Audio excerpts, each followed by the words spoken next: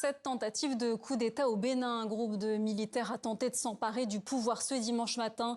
L'entourage du président parle d'un échec et affirme que Patrice Talon est en sécurité. Les précisions de Lou Bureau. Il est encore tôt ce matin à Cotonou, lorsque sur la télévision publique, un groupe de soldats apparaît à l'écran. Le comité militaire pour la refondation CMR, réuni ce jour, dimanche 7 décembre 2025, à Cotonou, a délibéré et décidé ce qu'il suit. Monsieur Patrice Talon est démis de ses fonctions de président de la République. Suspension de la Constitution, dissolution des institutions, fermeture des frontières, le groupe de militaires annonce un coup d'État. Mais s'il contrôle à ce moment la télévision publique, ce n'est pas le cas du reste de la ville.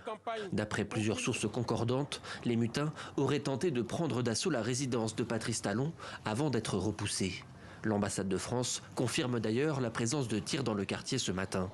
Des affrontements ont également été signalés aux abords du palais présidentiel, sans qu'il soit possible d'en connaître l'ampleur. À la mi-journée, le flou persistait.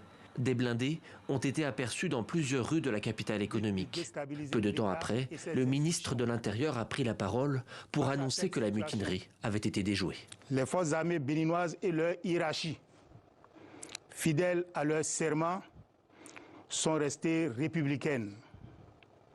Leur riposte a permis de garder le contrôle de la situation et de faire échec à la manœuvre.